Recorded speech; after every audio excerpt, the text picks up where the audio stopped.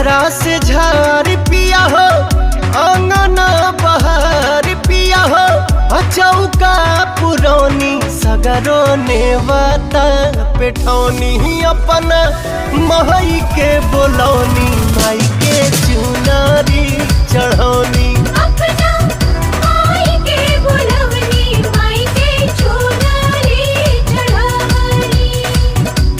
अचरा से झार पिया हो अंगना बहार पिया हो चौका पुरौनी सगरो नेवता पेठौनी अपना महई के बोलौनी माई के चुनारी चढ़ौनी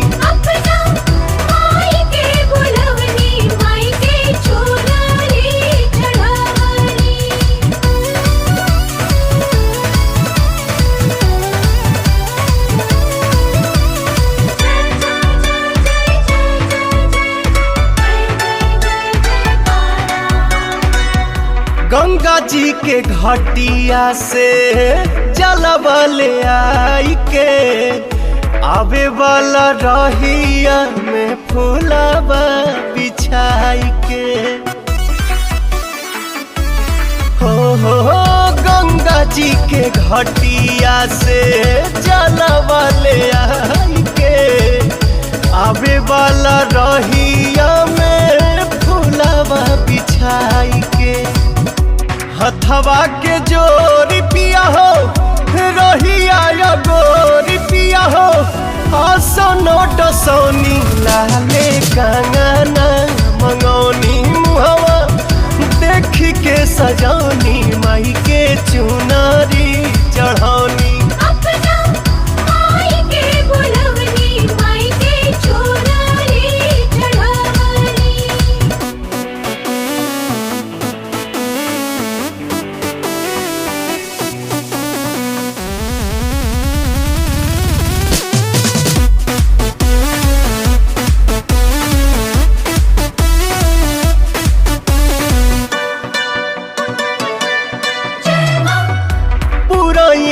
पात के लगवनियो हार हो केरावा के गाछ से बनवनी दुआर हो पुरैन पात के लगवनियो हार हो केरावा के गाछ से बनवनी दुआर हो घिउआ के ढार पिया हो बतिया के बार पिया हो ज्योतिया जरौनी छोटे बाबा के सुनौनी पवन भजन बजौनी माई के चुनारी चढ़ौनी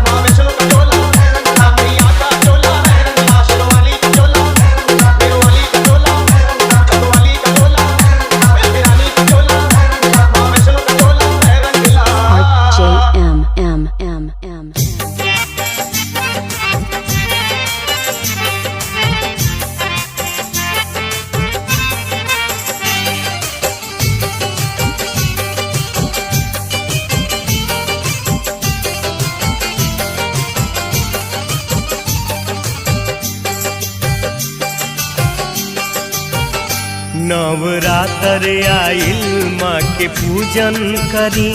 नवरात्र आइल माँ के पूजन करी,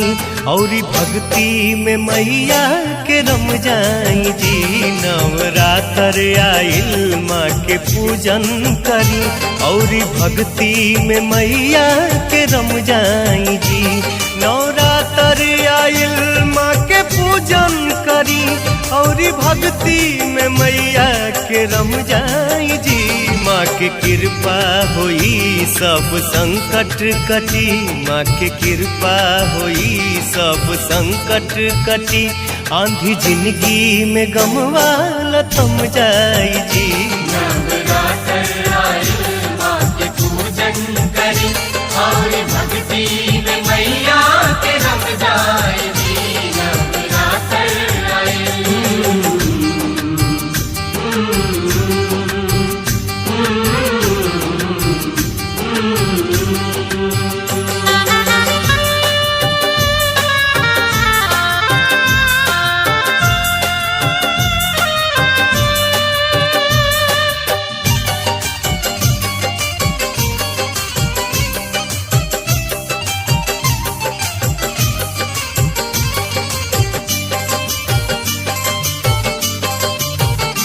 माई दुर्गा के रउआ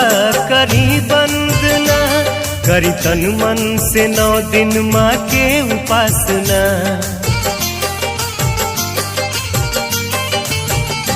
माई दुर्गा के रउआ करी वंदना, करी तन मन से 9 दिन माँ के उपासना, करी तन मन से 9 दिन माँ के उपासना। नवरात्र में मैया जे खुश होई है,